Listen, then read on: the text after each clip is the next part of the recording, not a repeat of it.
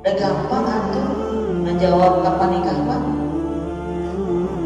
Ketika ada orang menanyakan kapan nikah, tanya we balik kapan mana mat modal gitu. Naon? Kasar nama. Kan teman-teman suka gitu kan. Oh sih nanya-nanya wae ya. Emang mereka biayaan kan gitu. Kita nggak perlu takut, tanya aja. Ketika ditanya kapan nikah, kapan antum mati. Mun ngahuleum sarua urang ge ngahuleum gitu. Sesungguhnya jodoh dan maut adalah rahasia Allah. Ketika itu rahasia Allah, hanya Allah yang tahu. Kamu nggak tahu kapan kamu mati, saya juga nggak tahu kapan saya nikah. Jadi cicing, minta ilmu. Ya jadi jangan pernah takut katanya. Maka perbaiki niat ini. Bismillahirrahmanirrahim. Assalamualaikum warahmatullahi wabarakatuh. Alhamdulillah, alhamdulillahirabbil alamin.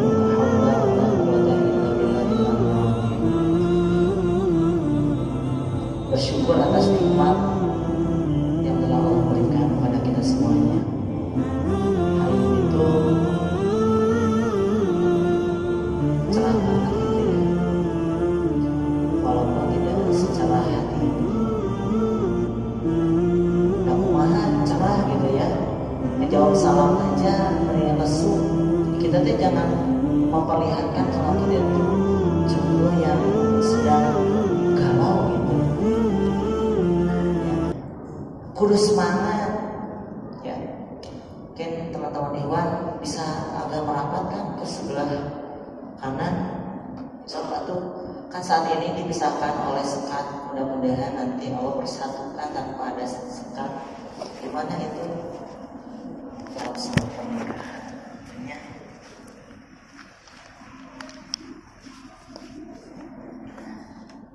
Senang sekali di awal bulan Maret ini kita ketemu lagi di kajian rutin Pejuang Mahar 1 pekan sekali ya.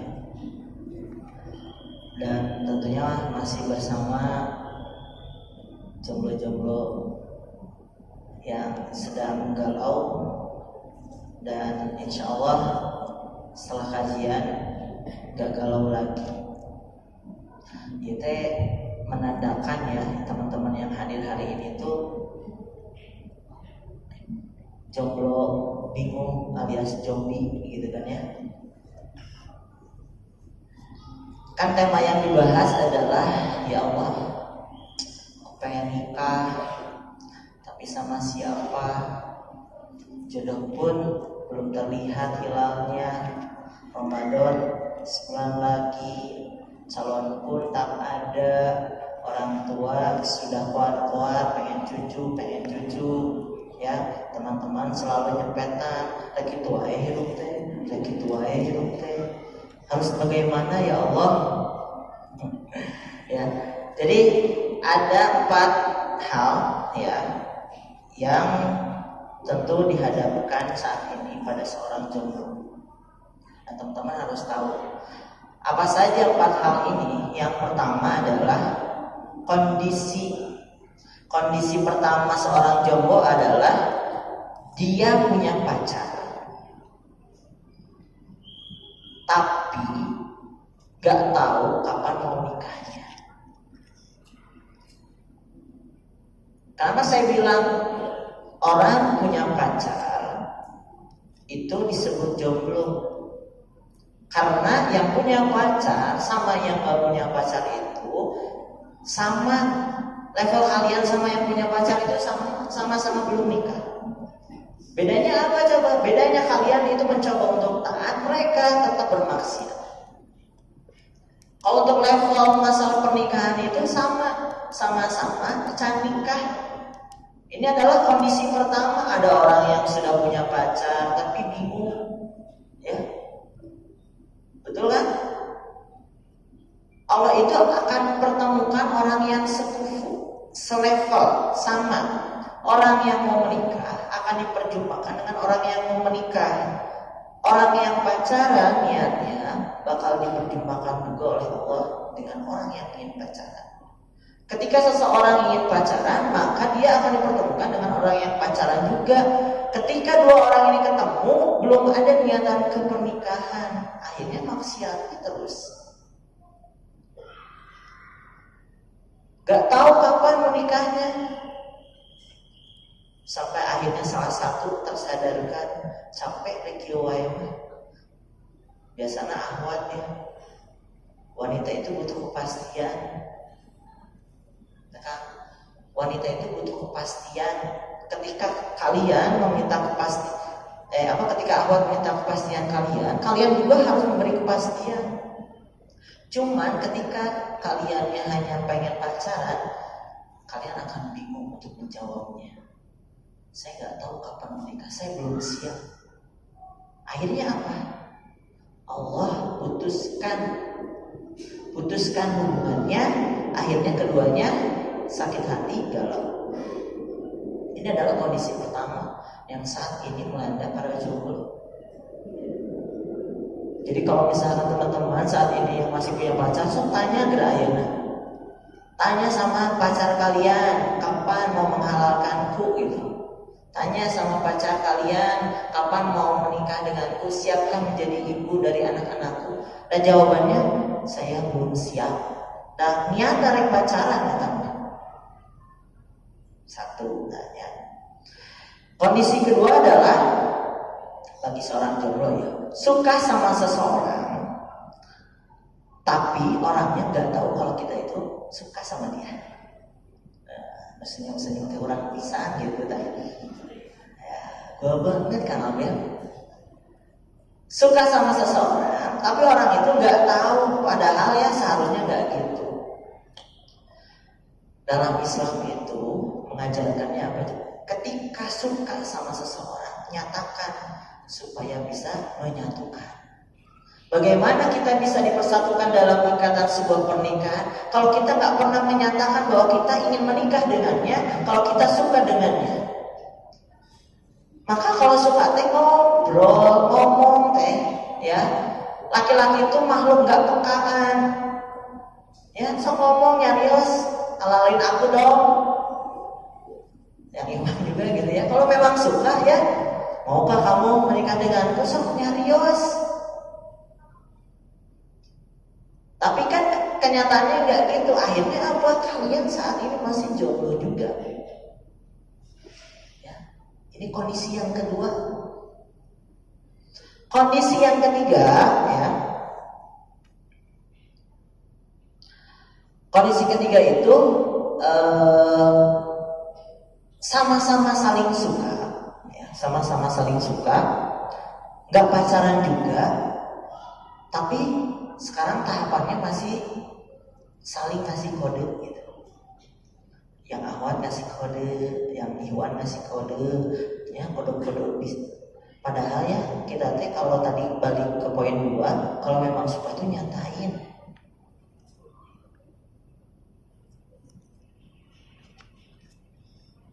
Laki-laki di sini kebanyakan teh nggak suka dengan pramuka. Mereka nggak belajar sandi-sandi, nggak belajar kode-kode. Kalau Ahwat banyak yang suka pramuka, jadi ngerti dengan kode-kode. Orangnya teh apa kode itu? Posisi yang kayak gini nih, udah sebetulnya dua-duanya udah ada rasa, tapi kan cuman beraninya ngasih kode doang gitu. Biasanya ngasih kodenya apa? Kalau Ahwat mah kan posting seputar pernikahan, gitu kan ya.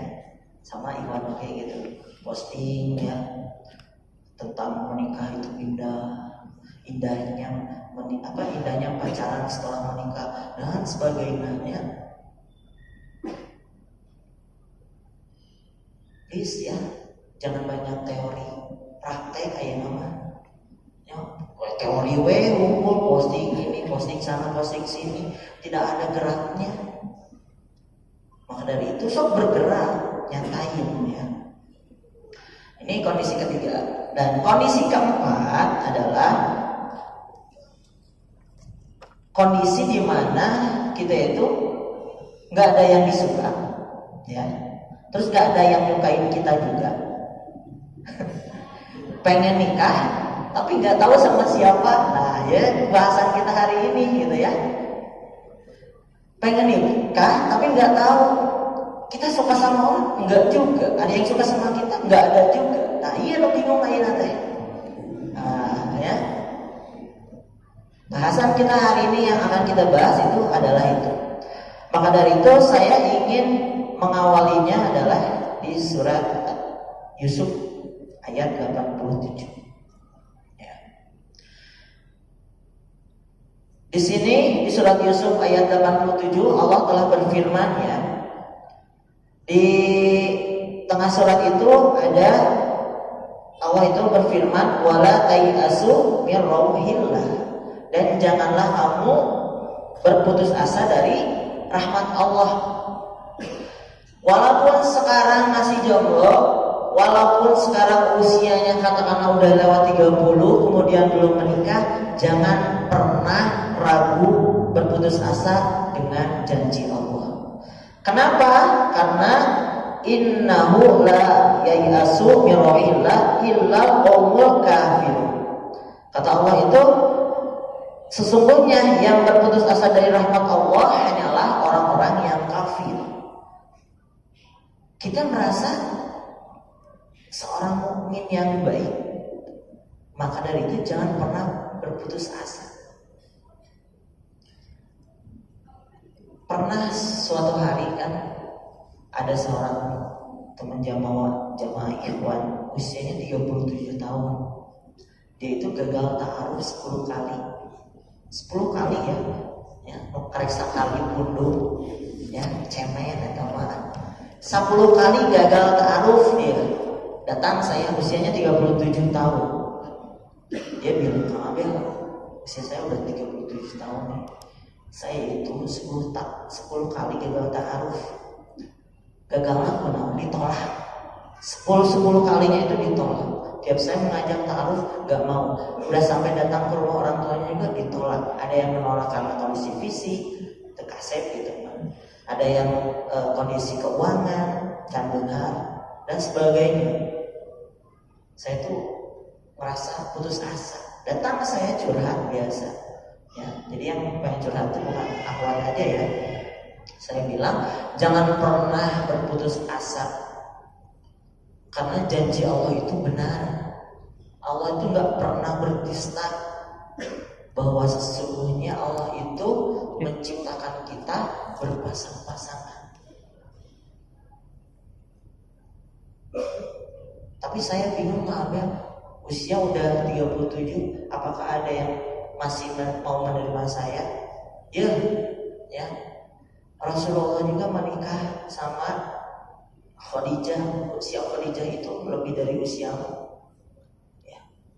Ada juga orang yang menemukan pasangan itu yang sudah katakanlah menikah.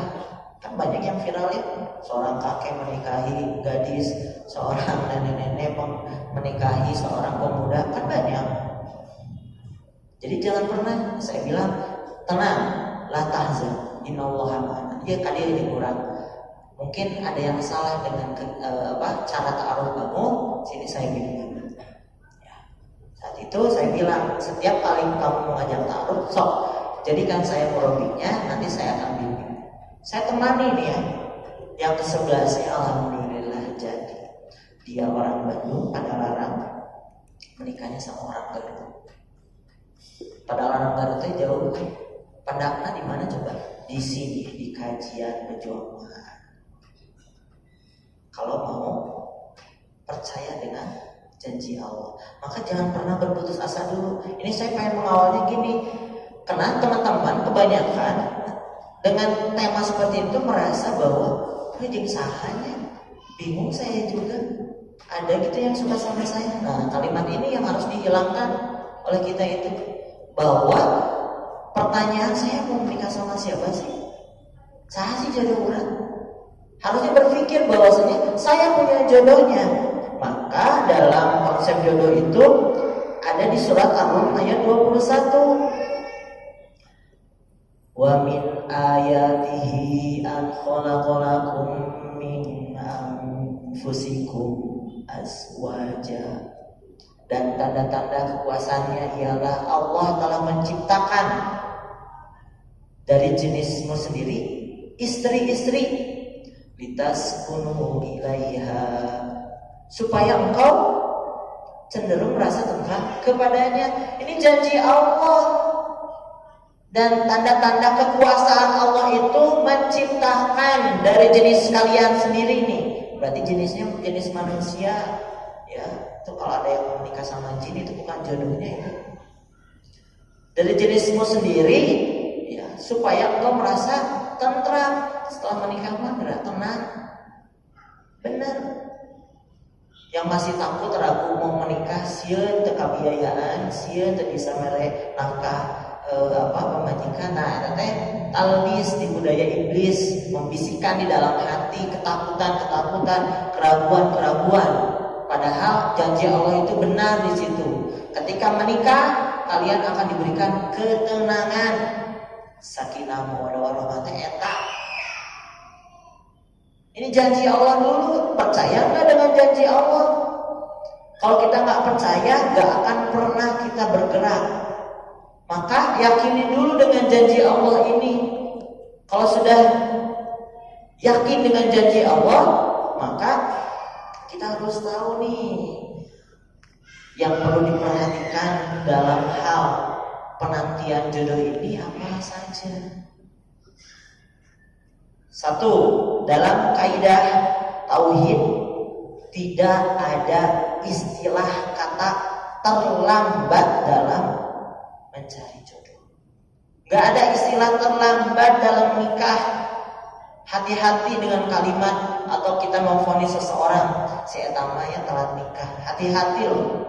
Dalam kacamata tauhid itu tidak ada kalimat terlambat, mau usia berapapun itu. Karena setiap manusia punya momennya masing-masing. Allah yang berkehendak atas itu. Kalau kita dijodohkan dengan seseorang di usia 40 tahun, karena memang Allah yang berkehendak di usia tersebut. Kalau kita menikah di usia 18 tahun, karena Allah yang berkehendak itu. Kalau Allah nggak berkehendak kita menikah di usia muda, nggak akan pernah ketemu dengan jodoh kita. Maka dalam kacamata tauhid itu nggak ada istilah terlambat, nggak ada kata terlambat. Itu yang kedua, yang ke-1 ya. Nah, yang keduanya harus yakin yang tadi bahwa sesungguhnya kita diciptakan itu berpasang-pasangan. Kita udah punya pasangan nih. Yakinin dulu. Kalau kita yakin dengan kita punya pasangan, gak mungkin kita itu melakukan yang namanya pacaran.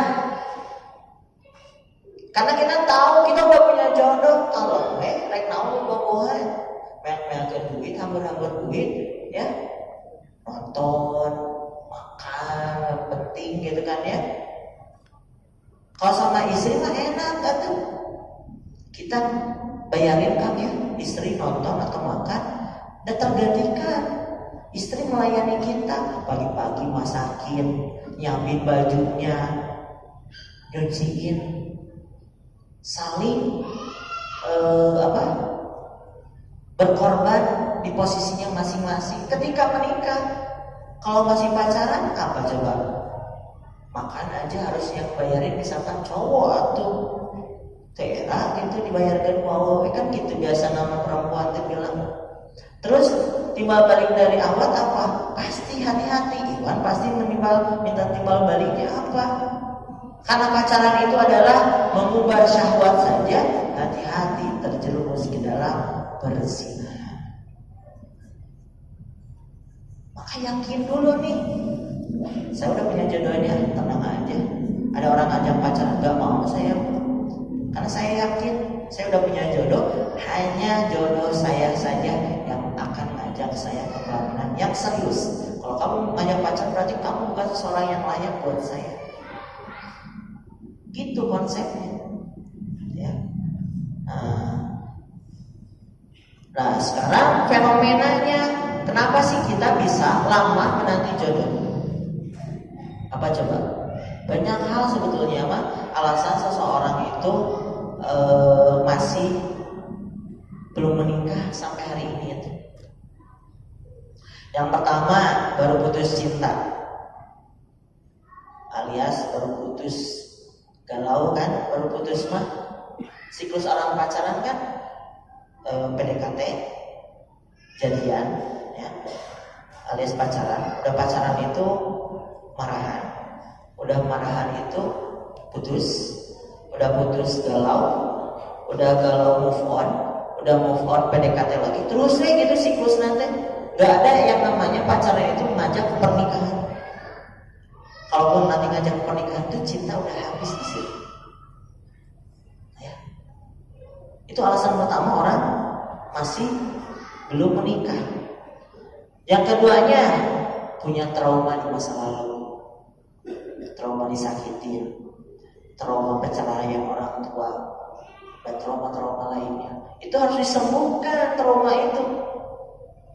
Minta bantuan psikologi yang lebih ahli dalam hal psikologis. Jangan didiamkan kalau kita punya trauma. Ada juga trauma-trauma melihat orang lain yang menikah, oh cerai, saya takut menikah, takutnya nanti pernikahan saya cerai juga seperti itu. Ya. Nah, ketakutan-ketakutan itu harus disembuhkan. Dan paling banyak ya fenomena saat ini, kenapa seseorang itu masih jomblo, masih sendiri, belum menikah, apa coba? Ini yang paling banyak. Pilih-pilih fenomena paling banyak sekarang itu pilih-pilih, memilih dan pilih-pilih berbeda. Kalau memilih dia tertuju ke satu hal. Islam mengajarkan untuk memilih pasangan itu dari yang agamanya baik, itu memilih. Sedangkan kita enggak, pilih-pilih. Sodorkeun we ya. Saya kasih ini ada calon pasangan, request pertama apa coba biasanya? Ganteng kan? Kasep atau gelis? Sodorkeun nu gelis. Ya. Pasti ngeluh kan, ngambil kasep sih, tapi hidup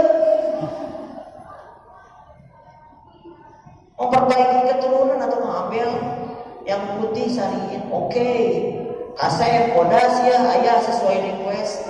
Kasep ya mengambil bodasnya gitu kan ya.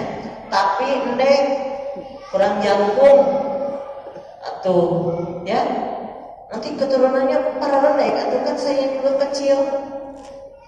Tolak dari wae, kasih lagi yang jangkung, yang kasep, anu bodas, terus disadar teh. Pengaruh kene wae, nya ngambil kriteria fisiknya iya, tapi dah can boga pagawe, honorer kene, ya, can boga imah dan sebagainya. Itu yang namanya pilih-pilih, ya, kan nggak asik ya. Tolong dong ya, kalau misalkan kalian mau pilih-pilih itu, loba-loba ngaca. Sok atuh di imah kan aya kaca. Sok ngaca heula gitu. Mau misalkan hayang mau kasepkeun rumah sagelis teh. Mau misalkan hayang mau geulis teh rumah sakasep teh.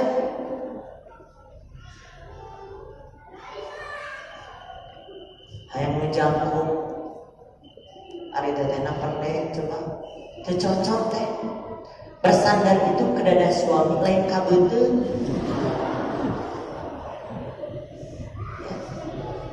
Bersandar ke dada, ke bahu. Ima pada kayu jangkung kurangna pendek, jadi memeluk suami teh kita kabeuteun kan ya. Sok atuh ya, lihat dulu, pikir dulu.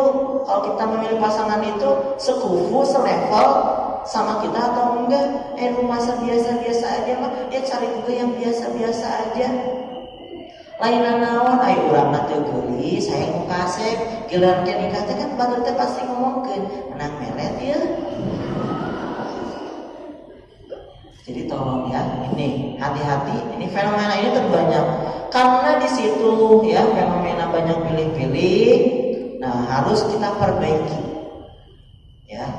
Perbaiki dengan cara apa nih? Ketika dalam penantian jodoh ini, yang harus kita perbaiki pertama adalah niat. Niat kita menikah apa sih? Innamal amalu binniyat. Ketika seseorang itu tergantung dari niatnya, maka pernikahan ini juga harus benar niatnya. Allah itu maha tahu ketika kita ingin menikah tuh pengen apa sih menikah. Jangan menikah itu gara-gara capek dari pertanyaan kapan nikah, kapan nikah, kapan nikah. Kok mau sakit deh bulan puasa, lebaran, ya. Pertanyaan itu akan banyak terlontar dari teman kita yang sudah menikah, dari saudara-saudara kita yang udah lebih tua. Ya. Kunaon sih orang sih dengan pertanyaan itu? Kita bisa ngejawab? Gak bisa jawab. Saya kasih tips sih, pertanyaannya nanti gerak. Ya, dengan jawaban itu kalau nggak bisa ngejawab, udah gampang atuh ngejawab kapan nikah mah. Ketika ada orang menanyakan kapan nikah, tanya awe balik kapan mana modal gitu. Mau kasar mama. Kan teman-teman suka gitu kan, mungkin nanya-nanya wae, ya, emang mereka biayaan kan gitu. Kita nggak perlu takut, tanya aja. Ketika ditanya kapan nikah, kapan antum mati? Ya, mun ngahulang sarua, urang mungkin ngahulang gitu. Sesungguhnya jodoh dan maut adalah rahasia Allah.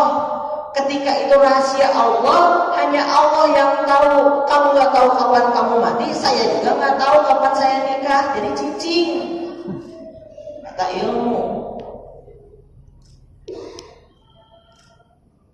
Ya, jadi jangan pernah takut dengan pertanyaan itu. Maka perbaiki niat ini.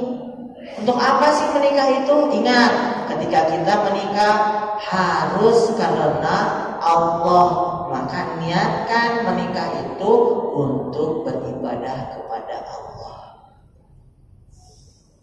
Ya, niatkan kita mau menikah itu ingin beribadah kepada Allah. Ya Allah, saya ingin menikah karena ingin menyempurnakan separuh agama agar saya bisa beribadah lebih maksimal lagi kepada Allah. Karena ada hal-hal ibadah yang tidak bisa dilakukan oleh seorang jomblo ya teman-teman. Teman-teman ini gak akan pernah bisa mendapatkan pahala bercanda dengan istri dan campur pasangan. Kalau teman-teman kan pagi itu bangun tidurku terus mandi, gitu kan ya? Ayo, yang udah nikah beda, bangun tidur itu bercanda dengan istri, ya kan? Kalau di pinggir itu nggak ada istri, nggak ada suami itu nyariin coba, ya kan? Suatu hari saya itu tidur di luar nih ya, istri saya itu di kamar, saya pengen di luar hari dah. Dia itu terbangun malam-malam sekitar jam 1-an itu. Ketika di sampingnya tidak ada suami itu, dia kaget istri saya itu. Langsung mencari saya, ternyata ada tidur di ruang tamu. Apa yang dilakukan istri saya coba? Membangunkan saya. Kum ya Habibi, bangunlah wahai kekasihku. Coba itu pahala. Jam hiji penting menang pahala coba. Kalian jomblo bisa ya, maka niatkan untuk beribadah ya, ibadah. Jadi niatkan ibadah ini, pernikahan ini untuk ibadah. Itu yang pertama. Yang kedua, saat penantian jodoh itu yang harus diperbaiki itu apa?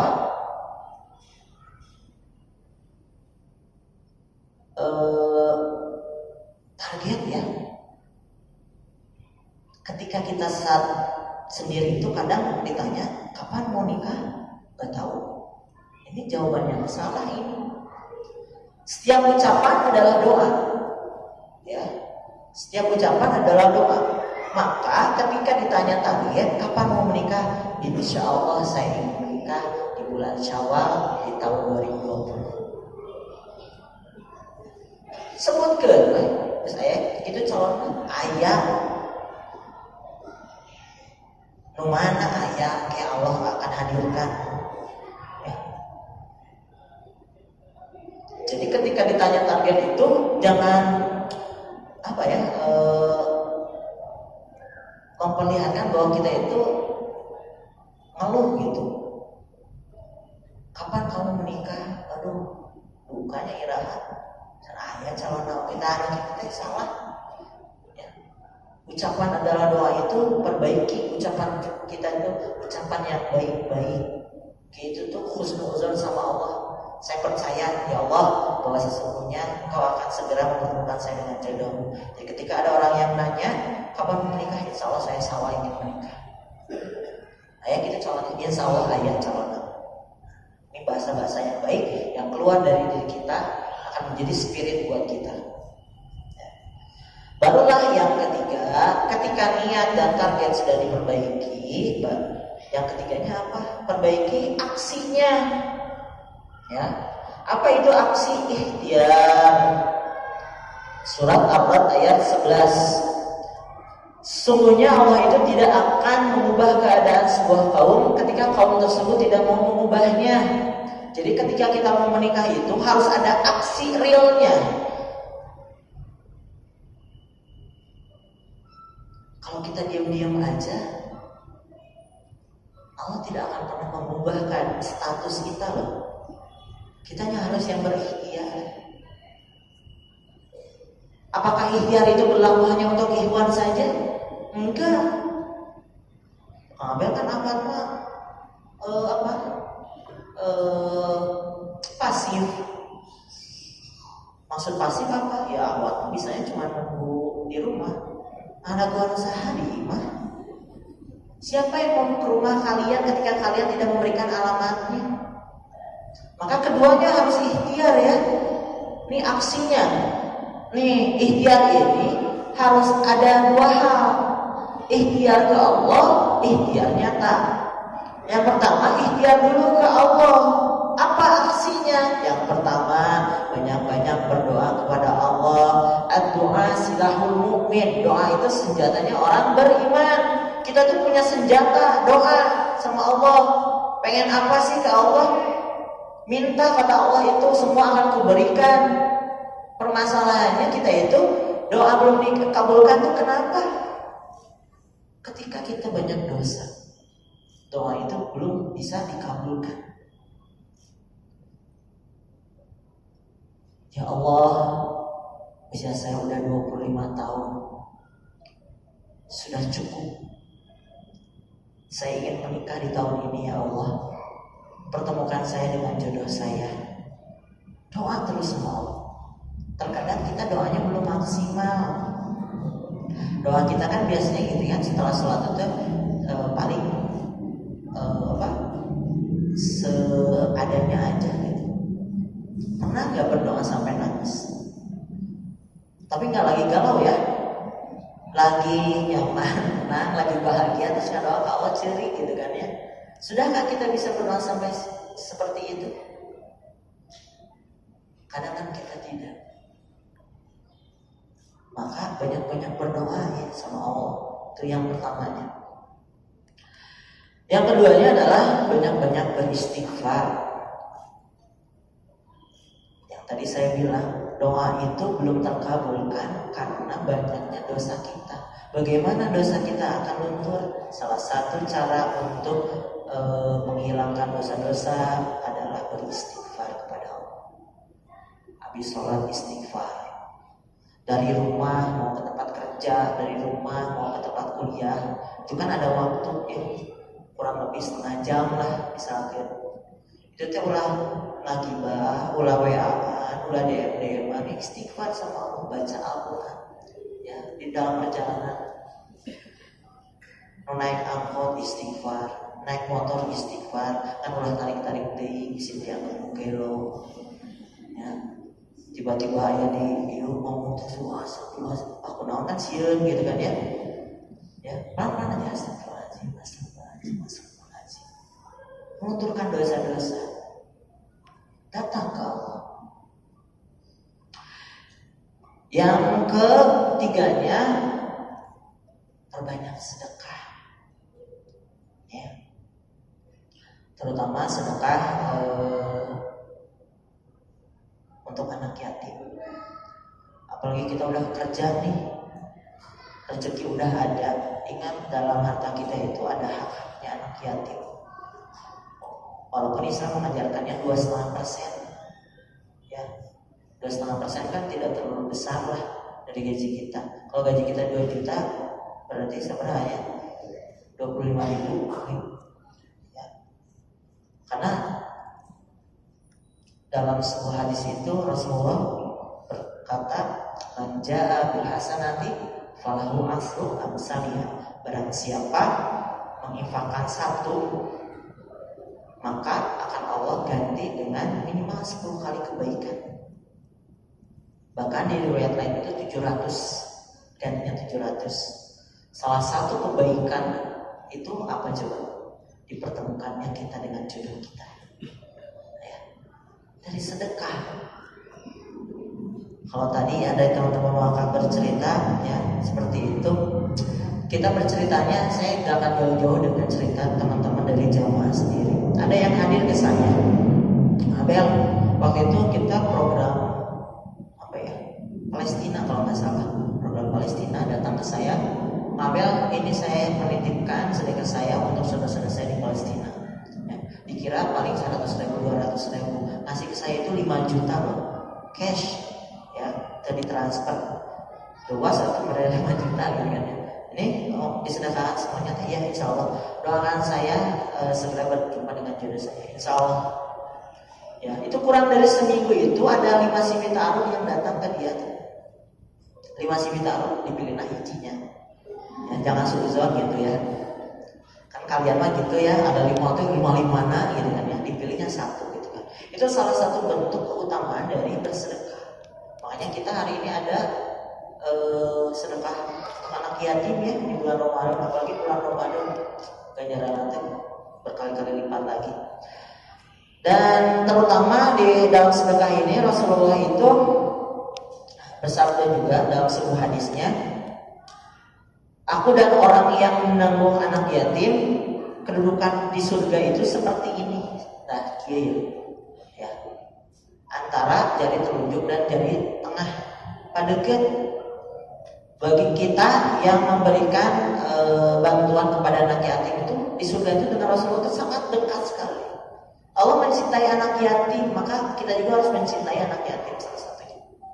Maka kalau di penjual hari itu kegiatan anak yatim itu 3 bulan sekali, walaupun kita aktivitasnya dakwah ya setiap pekannya, kita ada kegiatan untuk donasi anak yatim per 3 bulan.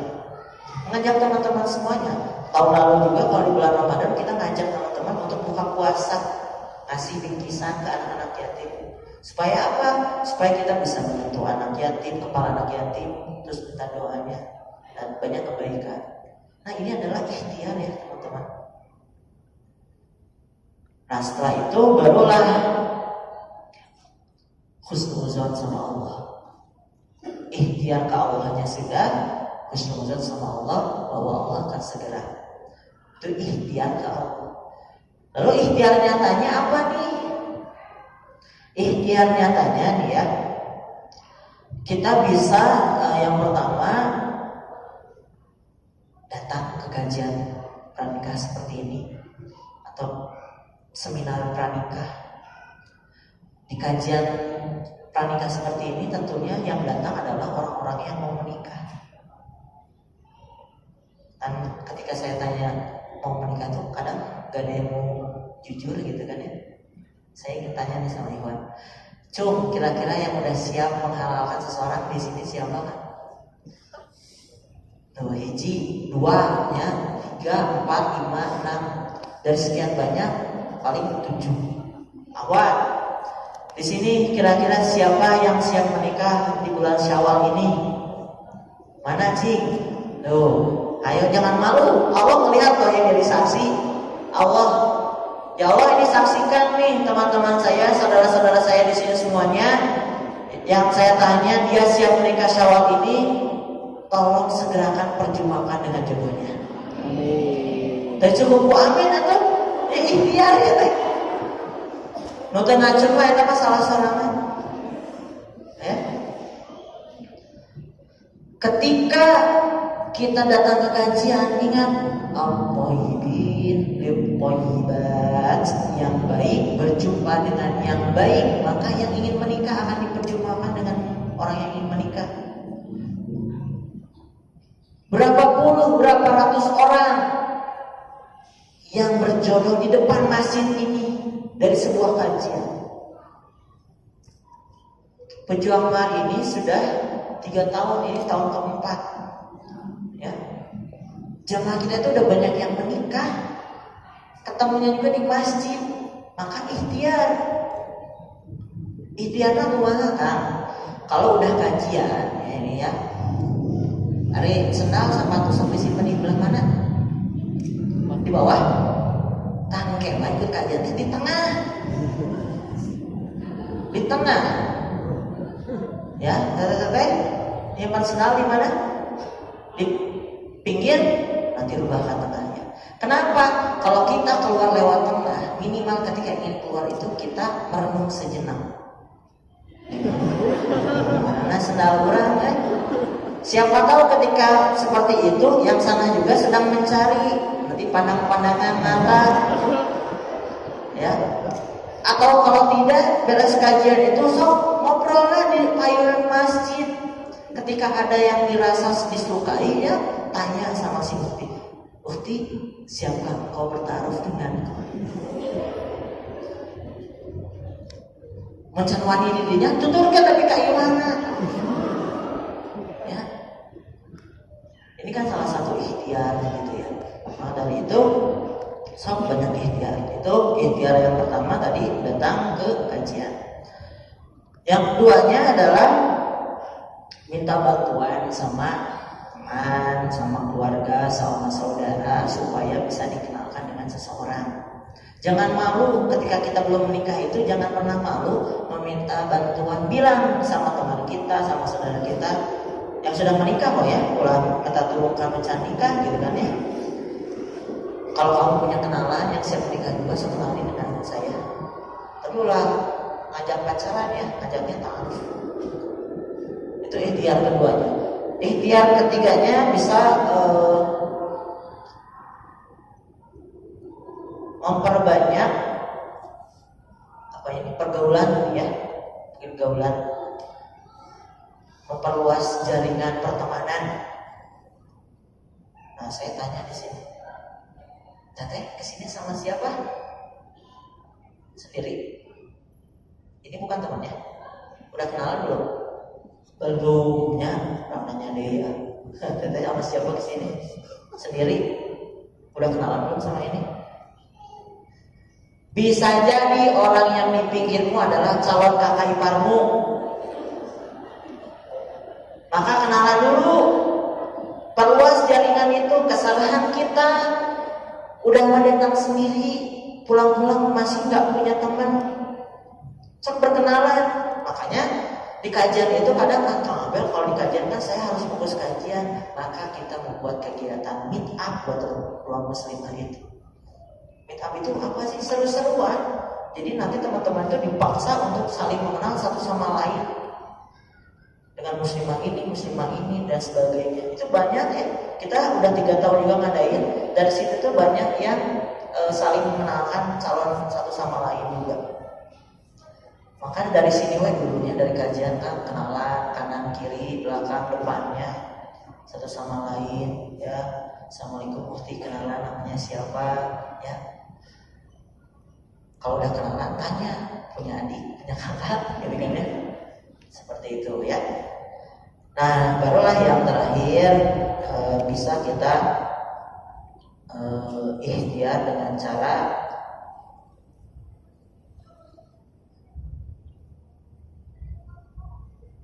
sering-sering meminta bantuan orang lainnya. Mungkin lebih khusus ini minta bantuannya kepada murabinya ya.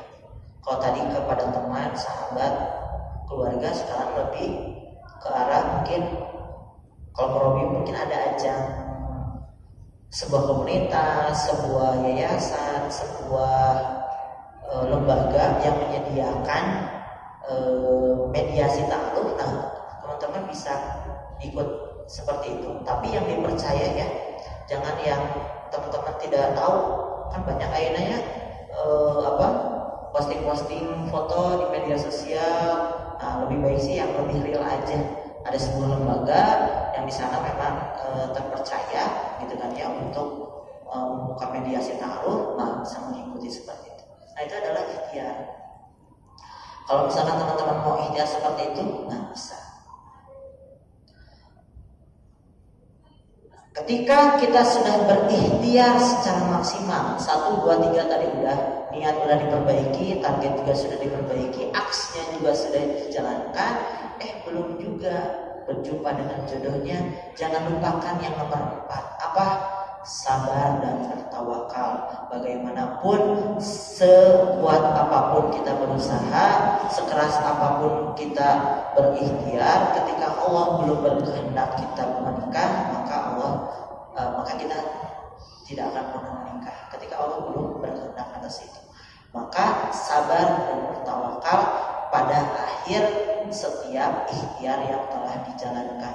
Saya sudah berikhtiar seperti ini, sisanya serahkan kepada Allah. Itu menjadi urusan Allah. Ketika Allah belum mempertemukan, alhamdulillah ya, setidaknya saya telah berikhtiar berjuangnya ke Allah, bukan berikhtiar melalui jalan yang salah, yaitu jalan kemaksiatan yang bernama acara. Maka pesan kesimpulan saya pada kajian kali ini ya teman-teman semua, jangan pernah lupa bahwa jodoh itu akan datang di waktu yang tepat. Bukan siapa cepat dia dapat, tapi siapa yang konsisten dalam istiqomah dalam ketaatan, dialah yang berhak mendapatkan segera ridhonya Allah menuju pernikahan.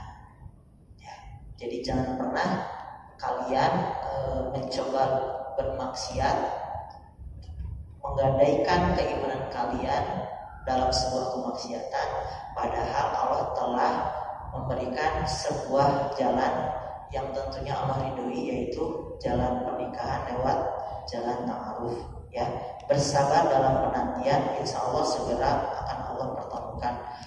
Dan yang tadi, ketika ada sebuah pertanyaan, ya Allah, kapan saya pengen nikah, tapi sama siapa? Hilangkan pikiran-pikiran seperti itu, karena kita sudah dapat janji Allah dari surat Ar-Rum ayat 21 itu, sesungguhnya kita mempunyai pasangan kita masing-masing. Barakallah, mudah-mudahan apa yang disampaikan bisa bermanfaat buat teman-teman semuanya. Dan jodoh itu bisa datang dari siapa saja. Jangan pernah menutup diri. Perluas jaringan pertemanan, persaudaraan kita.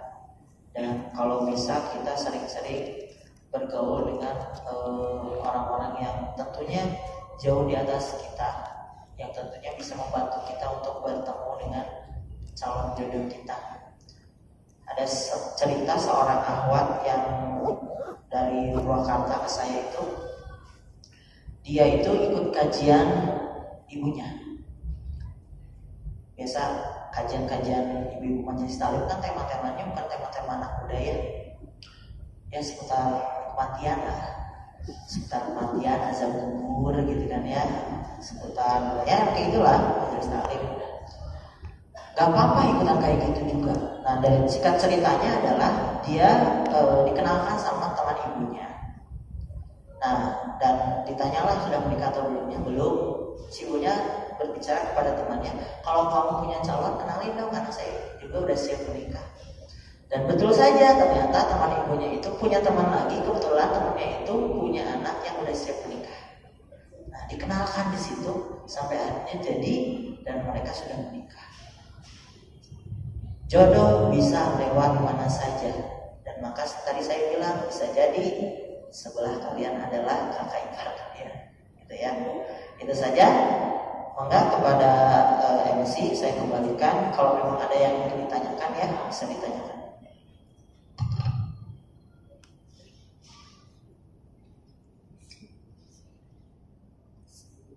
Tes. Alhamdulillah. Sekarang kita buka sesi pertanyaannya. Bagi teman-teman mungkin ada yang ingin bertanya. Sambil menunggu, kita teman Iwan dulu ya. Iwan ada yang ingin bertanya? Sambil menunggu pertanyaan, mungkin ada sedikit informasi ya yang mengenai meet up akbar Ruang Muslimah yang akan insyaallah akan diadakan itu hari Ahad 12 April 2020. Dan ini temanya untuk tahun ini yaitu ingatlah hari ini. Dan juga acara ini bertepatan di Saung Angklung Ujo Bandung. Mungkin bagi teman-teman yang ingin ikutan itu untuk price-nya 135.000 ya. 130.000 itu untuk member grup. Jadi bagi teman-teman kan tadi udah disebarkan itu ya absen. Nah nanti dimasukkan ke dalam grup. Nah bagi teman-teman yang ada di dalam grup dan ingin ikutan untuk meet akbarnya itu harganya 130.000. Dan untuk yang umum yang tidak masuk dalam grup harganya 150.000. Nah dari 135 sama 150.000 dapat apa sih? Nah ada beberapa fasilitas, yaitu diantaranya ada beberapa kayak belajar panahan, kemudian ada belajar lab juga, kemudian juga akan mendapatkan breakfast juga, dapat makan siang, dapat goodie bag juga, dan dapat door prize. Nah di acara meet up itu apa sih isinya? Mungkin bagi teman-teman yang belum tahu, jadi itu ada beberapa agenda seperti agenda panahan, kemudian ada sharing kesehatan wanita, kemudian sharing psikologi, kemudian ada sharing komunitas muslimah, kemudian insya Allah ada sharing workshop make up beauty, kemudian ada kajian muslimah dan kajian pranikah juga. Nah bagi teman-teman mungkin ada yang ingin berminat untuk bergabung, nanti bisa daftar di di tertera yang udah di share, atau nanti bisa datang langsung ke Kang Abel nanti di akhir sesi kajiannya. Mungkin itu informasi yang pertama. Mangga barangkali ada yang ingin bertanya buat teman-teman Ikhwan barangkali. Tidak ada, nanya aja nggak berani, apalagi menghalalkan si dia. Padahal nanya mah gratis ya Kang ya. Mangga barangkali mungkin ada yang ingin ditanyakan. Oke, kita lemparkan ke teman-teman Akhwat. Masya Allah hari ini pada masih semangat semua? Semangat? Hari ini alhamdulillah terang ya, hari Sabtu, dan teman-teman Masya Allah diizinkan oleh Allah untuk datang ke sini untuk mendengarkan kajian. Mudah-mudahan disampaikan tadi bermanfaat dan dipraktekkannya. Mangga barangkali ada yang bertanya? Mangga teh. Ada beberapa satu, tapi yang belakang dulu ya teh ya. Yang teh ya. Sebutkan nama ya teh.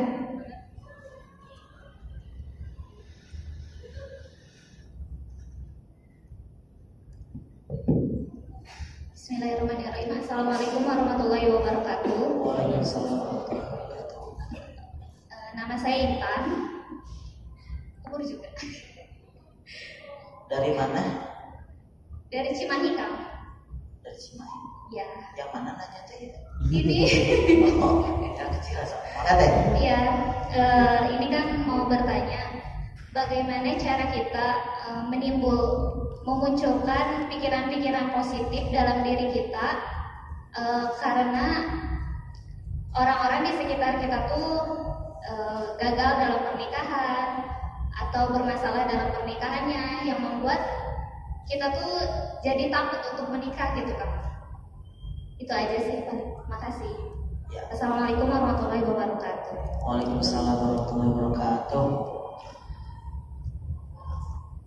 Ketika kita ada ketakutan ingin menikah karena kita melihat mungkin karena lingkungan kan, karena lingkungan kita mungkin yang katakanlah pernikahannya itu gagal, atau kita tahu ada teman kita yang pernikahannya gagal, akhirnya kita takut.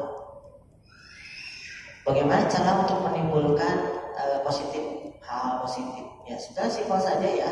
Kita ketakutan itu karena kita berada di zona ketakutan tersebut, maka kita keluar dari zona itu.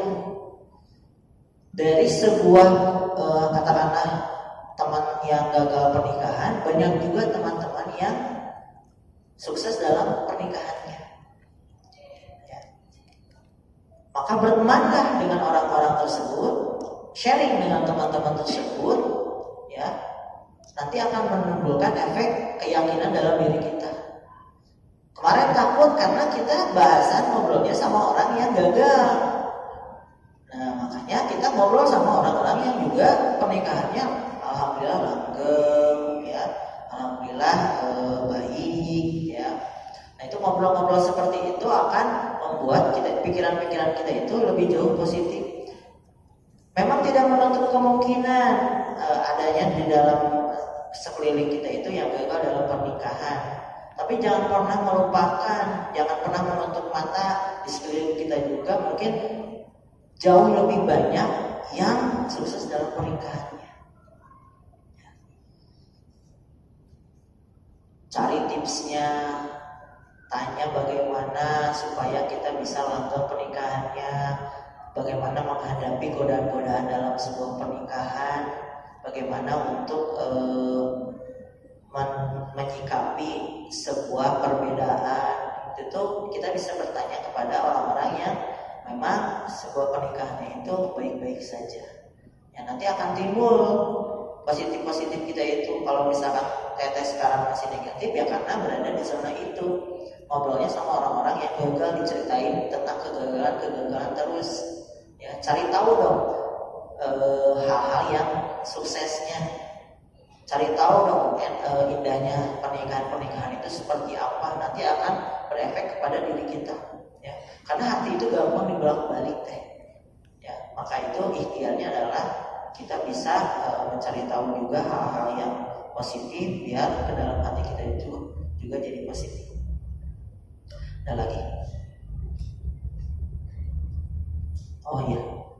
Oke, sebelum ke pertanyaan berikutnya, mohon izin dulu ya kepada teman-teman semuanya. Tadi di awal dikatakan kita sedang mengadakan donasi kepada anak yatim ya. Mungkin tadi teman-teman sudah ditulis. Ini sifatnya tidak ada paksaan, ikhlas gitu, karena memang kita ingin mengingatkan sedekah kepada anak yatim. Ditulis tidak ditulis itu tentunya semua kembali kepada masing-masing pahalanya.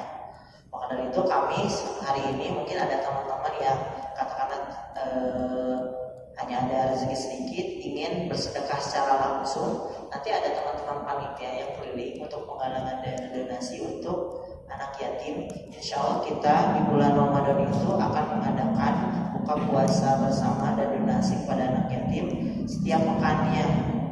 Dengan total insya Allah jika memang ada dananya 500 anak yatim. Tahun lalu kita dengan 300 anak yatim. Tahun ini kita targetkan 500 anak yatim. Dan mudah-mudahan kalau memang nanti tempatnya memungkinkan, kami pun akan mengajak teman-teman semuanya ikut serta untuk bisa berbuka bersama anak yatim. Ya, maka dari itu maka ke teman-teman panitia, jika ada teman-teman yang ingin berdonasi secara langsung, ya ini secara langsung. Kalau tadi kan komitmen di bulan depan insya Allah sambil ngumpulin. Kalau yang mau hari ini berdonasi, maka nanti dipersilakan. Iya, jadi teman-teman asumsikan ini nabung ya. Jadi kita nabung buat amal kita di akhirat. Jadi teman-teman bukan lagi mengurangi uang, tapi lagi menabung buat di akhirat gitu ya. Sambil didoain semoga memang niatnya buat menjadi tabungan buat anak-anak yatim juga ya. Jadi dengan teman-teman bersedekah itu nggak akan mengurangi uang teman-teman, malah ketika kita bersedekah insya Allah tambah lagi gitu ya. Karena mudah-mudahan rezekinya dilancarkan. Karena rezeki itu nggak mesti harus dari uang aja ya. Rezeki itu bisa dari teman, bisa dari kesempatan, bisa dari yang lainnya juga. Maka barangkali teteh yang tadi ya yang jilbab warna apa nih, lemon ya atau apa nih yang tadi yang bertanya, sambil nanti ada teman-teman juga yang berkeliling. Mangga teh.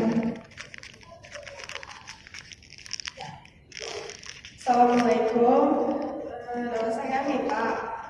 Mau bertanya Ustaz, kan ada ikhwan yang berminat dengan saya, lalu saya nggak bisa ngasih jawaban langsung, diusahain buat sholat istikharah dulu. Nah, hasil sholat istikharah itu kan katanya ada kecenderungan, ada info, terus bisa lewat mimpi. Nah, orangnya ikhwan yang di istikharah ini tuh saya lebih dapat info yang buruk tentang beliau. Lalu sholat istiqoroh itu tuh dua sama yang diminat sama diri sendiri gitu. Nah, lebih kecenderungannya sama yang diidamkan gitu ya Ustaz. Terus bagaimana caranya buat bisa ya apa sih bisa dekat sama yang di saya idamkan gitu, biar tidak keluar dari jalur apa sih ya norma-norma agama kayak gitu Ustaz. Ya, cukup. Ya. Ada dua hal ini ya yang saya pahami tadi dengan pertanyaan ini. Yang pertama adalah ada seseorang yang dekat dari inti ini adalah dia tidak yakin dengan itu. Apakah istikharah itu harus selalu berupa mimpi? Tidak. Jadi tanda-tanda jodoh itu adalah yang dimudahkan dalam prosesnya, segala sesuatunya. Perjumpaannya dimudahkan, kemudian ngobrolnya itu dimudahkan, akhirnya yakin itu dimudahkan, proses ta'arufnya dimudahkan, menuju khitbah dimudahkan, sampai menuju pernikahan dimudahkan. Itulah jodoh. Nah, ya, jadi tanda-tanda jodoh adalah yang dimudahkan. Itu satu. Tidak selalu berupa mimpi ya, bisa juga hal-hal nyata yang Allah tunjukkan. Misalkan nih salah satunya kita teteh mengidamkan sosok calon pendamping itu yang tidak merokok, katakanlah seperti itu. Ketika bertanya sama si Iwan, kamu merokok? Tidak, jawabannya. Kemudian teteh istikharah, tidak mimpi, tapi ternyata teteh tidak sengaja melihat dia sedang merokok bersama teman-temannya. Itu adalah jawaban dari istikharah teteh. Jadi secara nyata. Nah di sini katanya tuh tidak, saya mah udah sama yang ngajak serius ini ternyata tidak yakin. Namun ada seseorang yang disukai. Itu bagaimana supaya bisa sama dia gitu kan ya. Idealnya bagi kita itu meminta jodoh itu adalah yang terbaik. Menyebut seseorang dalam doa kita boleh atau tidak? Boleh kan? Kira-kira saya berdoa gitu kan ya Allah, jodohkan saya sama Kang Abil. Kan contoh ini ya. Kira-kira boleh nggak? Atau Iwan juga berdoa ke sana? Kalau ngomongin boleh atau tidaknya, tentunya boleh. Berdoa itu boleh apa saja minta, cuma kurang ideal. Bagaimana jika teteh ya doa, ya Allah saya ingin menikah dengan Kang Abil. Sedangkan Kang Abilnya sendiri sedang berdoa dan menyebut nama akhwat lain di dalam. Jadi nggak klik gitu maksudnya tuh. Teteh sedang berdoa nama saya sedang menyebut nama orang lain gitu. Maka idealnya adalah sama Allah itu, ya Allah berikanlah jodoh yang terbaik untuk saya. Menurut kau baik untukku, maka dekatkanlah denganku. Jadi kalau udah ngomongin seseorang itu, kalimatnya diganti, ya Allah jika memang dia baik untukku, maka mudahkanlah dekat denganku. Namun jika dia memang tidak baik denganku, maka jauhkan aku dengannya dengan cara yang baik pula. Karena konsep jodoh itu ada dua. Satu, rahasia Allah. Yang kedua, tidak bisa dipaksakan. Itu konsep jodoh. Berdoa sekeras apapun, ketika Allah itu menilai bahwa kamu nggak cocok sama dia, maka bukan dia yang menjadi jodohnya. Maka tidak bisa memaksakan. Ya, jadi yang paling ideal ya ngadoa. Kalau memang pengen nyebut si dia, ya Allah, jika memang dia adalah yang terbaik menurut Engkau, maka dekatkanlah denganku. Kalaupun memang bukan dia, maka pertemukan aku dengan seseorang yang memang layak menurut Engkau. Ya, jadi berdoanya seperti itu. Kalau memang ingin menyebut nama seseorang. Satu lagi mungkin ya. Mudah-mudahan terjawab ya Teh pertanyaannya. Aduh, barangkali ada lagi yang bertanya. Nah, boleh di belakang mana tuh? Iwan yakin tidak mau bertanya?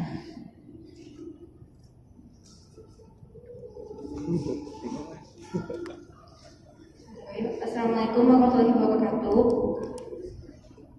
Mau nanya, kalau misalkan gini, kita sama calon kita tuh udah kayak saling kayak cocok gitu, kayak cocok. Cuman di saat dia ngelamar, orang tua kita tuh banyak syaratnya, dari tingkat pendidikan, dari tingkat makan enggaknya dan lain-lainnya. Itu gimana Kak? Ya. Salah satu faktor penghambat ya, atau katakanlah rintangan menuju pernikahan saat ini itu adalah dari orang tua. Maka di Pejuang Mahar itu selalu mencantumkan kalau setiap kali kajian itu diharapkan bisa mengajak orang tua supaya ilmunya bisa didapatkan bersama, kan gitu. Supaya orang tua juga paham dengan ilmunya. Di sini itu kita jangan juga menyalahkan dulu orang tuanya. Kenapa? Karena mungkin orang tua itu tidak paham dengan ilmunya itu. Sesungguhnya Islam itu menentukan calon itu dari sisi agamanya. Ada 4 hal yang harus diperhatikan kan dalam sebuah hadis itu. Yang dilihat untuk menikahi seorang wanita itu dilihat dari apa? Dari hartanya, dari parasnya, dari keturunannya, dan dari agamanya. Maka pilihlah yang agamanya baik, niscaya kalian akan beruntung. Ya, jadi walaupun dari 4 itu yang ditekankan adalah agama. Ya, setelah agama baru dilihat bagaimana dari fisiknya. Cukup, oke. Jangan yang berlebihan ya, cukup aja. Ibaratnya cukup itu ya menarik untuk kita. Ya, walaupun menurut orang teganteng, tegelis gitu ya, tapi menurut kita itu cukup pas. Nah, itulah pilih. Yang kedua dari silsilah keturunannya, dilihat ini juga keturunannya. Keluarganya itu keluarga baik juga enggak? Mungkin anaknya itu yang agamis, bisa jadi orang tuanya enggak. Atau mungkin orang tuanya baik, anaknya enggak, atau ya. Jadi cari tahu juga dari keluarga baik-baik dalam hal agama ya baiknya. Itu dari keturunan. Kemudian dari hartanya, bagaimana hartanya? Hartanya ini cukup ya. Saya nggak bilang harus kaya, harus cukup. Yang ikhwan itu harus punya pegangan bisa menafkahi.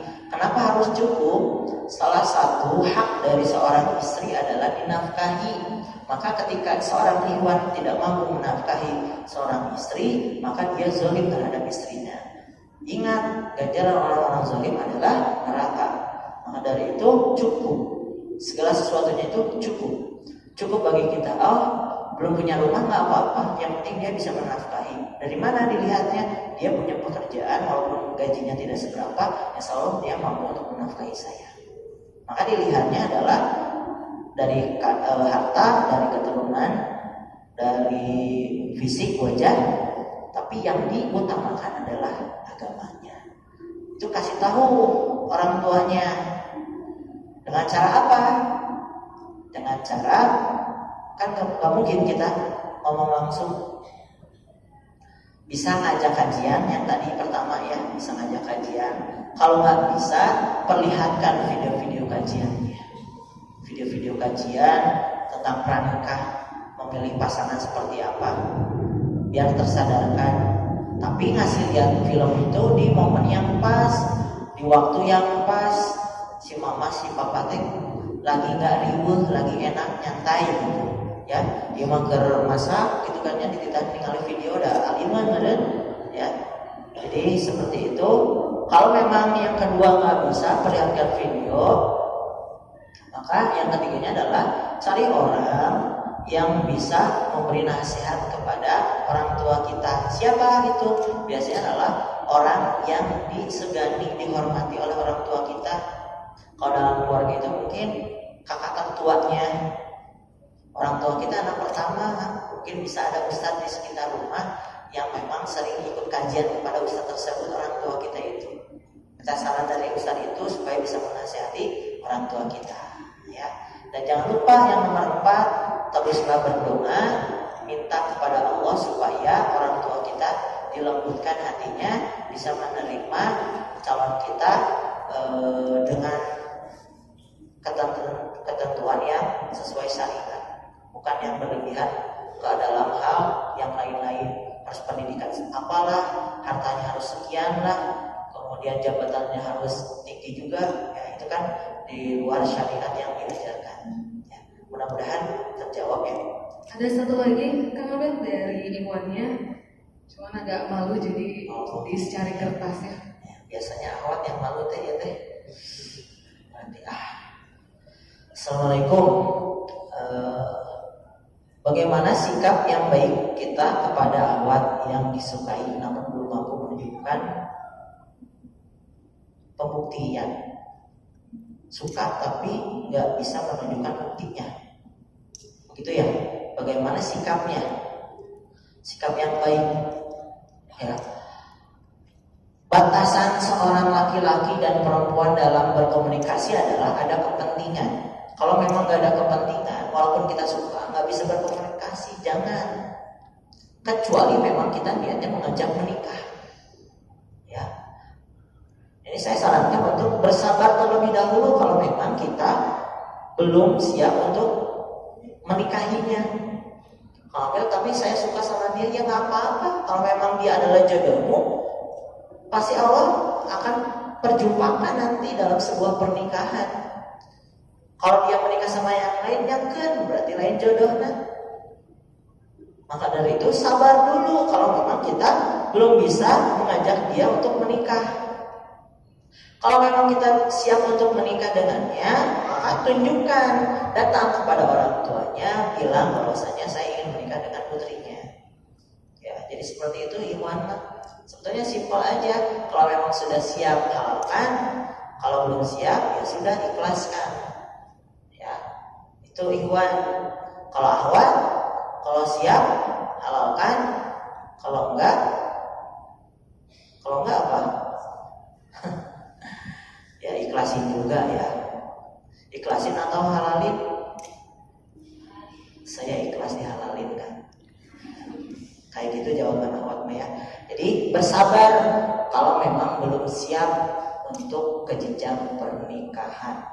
Percayalah sama Allah, walaupun bukan dia yang menjadi jodoh kita, Allah telah siapkan jodoh yang terbaik untuk kita. Barakallah, mungkin itu saja ya hari ini. Dan mengingatkan ke teman-teman semuanya, tadi untuk yang kertas komitmen itu, mungkin tadi ada yang belum diberikan ke panitia, bisa diberikan, dikumpulkan kembali ke teman-teman panitia di belakang. Itu saja, saya akhiri dengan ucapan alhamdulillahirrahmanirrahim. Kita ketemu lagi di kajian berikutnya. Assalamualaikum warahmatullahi wabarakatuh. Waalaikumsalam warahmatullahi wabarakatuh. Jazakallahu khairan buat Kang Abel.